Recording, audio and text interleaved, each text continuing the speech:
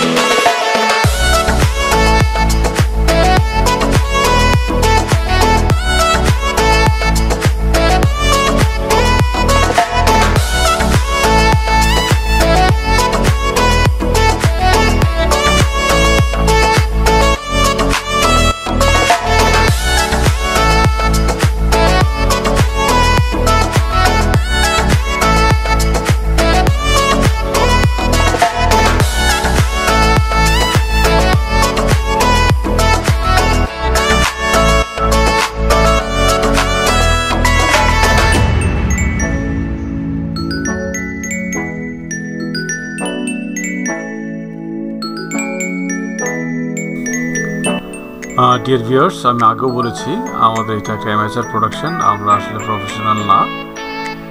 আমি ব্যক্তিগতভাবে একজন চাকরিজীবী। আমার চাকরি সুবাদে আমি দেশের বিভিন্ন এলাকা ঘুরি এবং আমার ছেলের খুব শখ এই ভিডিও এডিট করা এবং এরকম ভিডিও তৈরি করে ইউটিউবে আপলোড করা। তো এটাকে আপনারা আমাদের বাপ বেটা প্রোডাকশন বলতে পারেন। আমি মূলত ছবি এবং ভিডিওগুলো করে থাকি আমার ছেলেকে উৎসাহ দেওয়ার জন্য। তো আমরা আশা করছি আপনারা আমাদের ভিডিওগুলো দেখবেন। আমরা থানচি সিরিজের তৃতীয় পর্বটা করব। আরেকটা পর্ব আপনারা পাবেন, সেটা হচ্ছে বাংলাদেশের সবচেয়ে উঁচু সড়ক, যেটা হচ্ছে থানচি এবং আলীকদমের যে রাস্তাটা আছে সেই রাস্তার ডিম পাহাড়ের অংশে। তো আমাদের পরবর্তী ভিডিওটা আপনারা দেখবেন, আশা করছি আপনাদের ভালো লাগবে। এখানে আজকের পর্বটা হাফ বেলা, অর্থাৎ আপনারা যখন থানচি যাবেন বেড়াতে আপনারা একটা দিন এই দুটো জায়গা দেখার জন্য আসতে পারেন, অর্থাৎ হাফ বেলা এই ঝিরিতে এবং বাকি হাফ বেলা আপনারা ডিম পাহাড়ে কাটাতে পারেন। হ্যাঁ, আপনাদের ভ্রমণ সুন্দর হোক, আপনারাও আসেন, বাংলাদেশকে এক্সপ্লোর করেন, বাংলাদেশকে দেখেন। এই পর্বটা যদি আপনাদের একটু ভালো লাগে থাকে আমরা খুব আনন্দিত হব এবং আমরা চাইব আপনারা আমাদেরকে জানাবেন, আমাদেরকে উৎসাহিত করবেন। আমাদের সাথে থাকার জন্য আপনাদের সবাইকে আন্তরিক ধন্যবাদ এবং কৃতজ্ঞতা।